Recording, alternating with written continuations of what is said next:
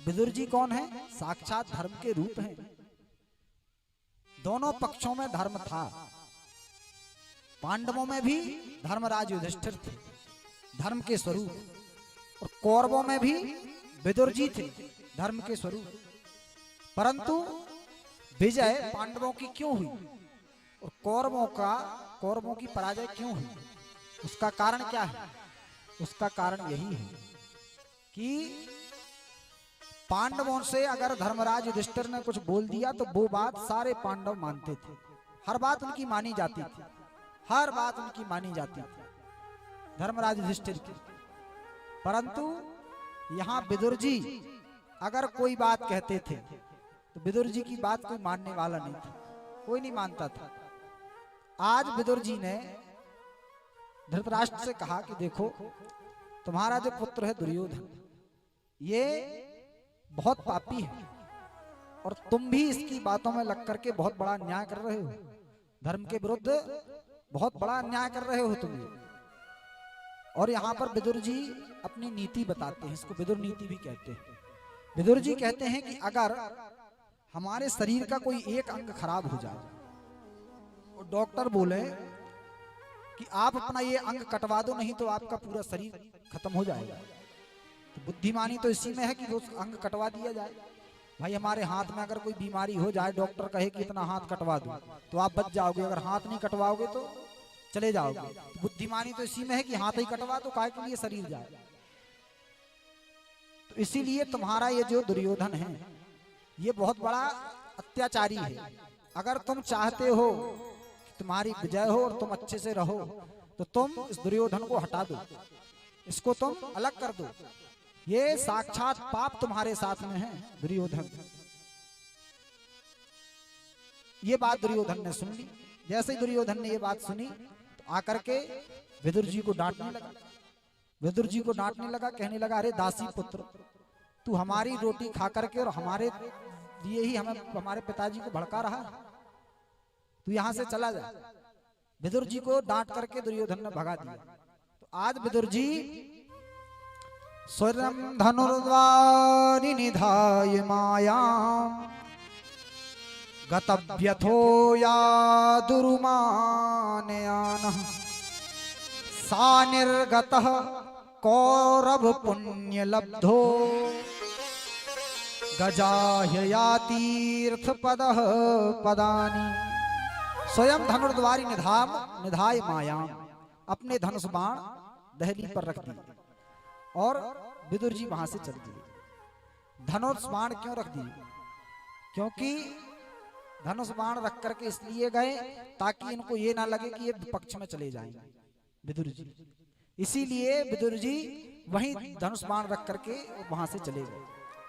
तो सुखदेव जी महाराज कहते हैं कि आज ये विदुर जी नहीं जा रहे हैं कौरवों को छोड़ करके। सा निर्गतः कौरव पुण्य लब्धो, आज कौरवों का जो पुण्य था वो विदुर जी के साथ जा रहा है, कौरवों का पुण्य। सा निर्गतः कौरव पुण्य लब्धो।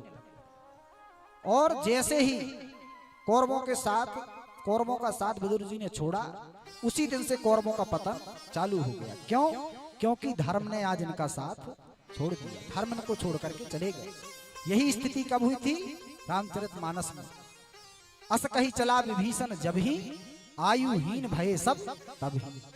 जैसे ही विभीषण लंका से चले कि सारे निशाचर आयुहीन हो गए, क्योंकि विभीषण ही एक धर्म थे और विभीषण ने जब उनको छोड़ा तो वो धर्महीन हो गए, आयुहीन हो गए। तो ऐसे ही आज विदुर जी जब यहां से जा रहे हैं तो आज सारे कौरव धर्महीन हो गए।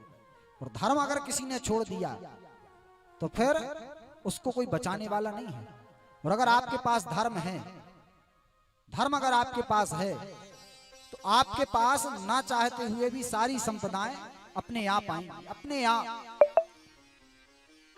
एक बार एक राजा साहब ने आदेश दिया कि हमारे ग्राम में मेला लगाया जाए और मेले में जो व्यक्ति अपनी दुकान लेकर के आएगा उसकी जो वस्तु नहीं बिकेगी वो मैं खरीदूंगा, जो वस्तु नहीं बिकेगी मैं खरीदूंगा।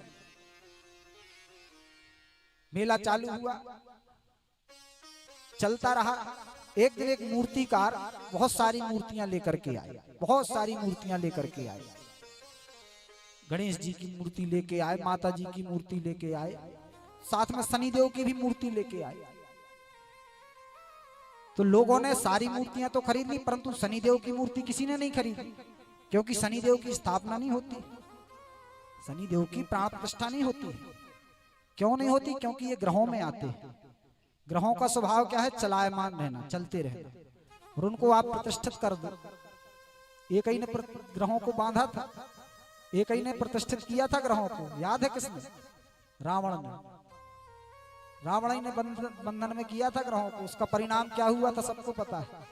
तो ग्रहों की कभी प्रतिष्ठा नहीं करनी चाहिए, प्राण प्रतिष्ठा। तो उसकी शनिदेव की मूर्ति किसी ने नहीं दी। अब उस राजा का तो प्रण था, राजा का संकल्प था, वचन था कि जो आपकी मूर्ति या जो आपका सामान नहीं बिकेगा वो मैं खरीदूंगा। राजा साहब ने कहा ठीक है, वो मूर्ति ले आओ। वो मूर्ति ला करके राजा साहब ने अपने महल में रखवा ली। तो शनिदेव की मूर्ति रखवा ली तो जितने भी धीरे धीरे करके उनके प्रताप से सिपाही, सचिव, मंत्री सब उनको छोड़ करके जाने लगे, सब छोड़ करके जाने लगे। राजा ने किसी को नहीं रोका। एक दिन बढ़िया सुंदर श्रृंगार किए लक्ष्मी मैया अंदर से आई। राजा साहब ने पूछा देवी जी आप कौन? बोले हम लक्ष्मी हैं, आपने शनिदेव की स्थापना कर ली इसलिए हम यहाँ से जा रहे हैं। राजा ने कहा ठीक है माता जी आप जा सकते हैं। पत्नी छोड़ करके चली गई, बच्चे छोड़ करके चले गए, सब धीरे धीरे राजा साहब को छोड़ करके चले गए। एक दिन अब राजा साहब बचे अकेले, राजा साहब के पास कुछ नहीं।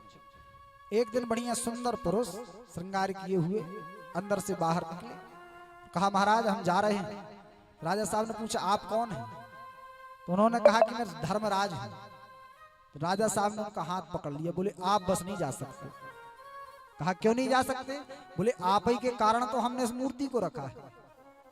हमने जो वचन दिया था, हमने जो उसको संकल्प दिया था कि हम जो नहीं बिकेगा वो हम खरीदेंगे, उसी धर्म के कारण तो हम आज इस मूर्ति को रखे। और वो धर्म ही अगर हमें छोड़ करके चला जाएगा तो इस मूर्ति को रखने का फायदा क्या है? इस मूर्ति को हमने तो ऐसे ही रखा।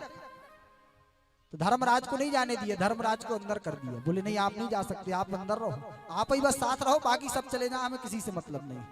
जब धर्मराज अंदर चले गए तो धीरे धीरे लक्ष्मी जी भी आ गए, मंत्री भी आ गए, सैनिक भी आ गए, सब धीरे धीरे वापस आ गए। क्यों? क्योंकि जहां धर्म होता है वहां लक्ष्मी को, वहां सरस्वती को, वहां सबको ना चाहते हुए भी आना पड़ता है। जहां धर्म होता है तो धर्म को पकड़ो। अगर धर्म आपके पास है तो आपके पास सब चल करके आएंगे। अगर आपने धर्म को छोड़ दिया तो फिर ये चीजें होते हुए भी आपको धीरे धीरे छोड़ करके चली जाएंगी।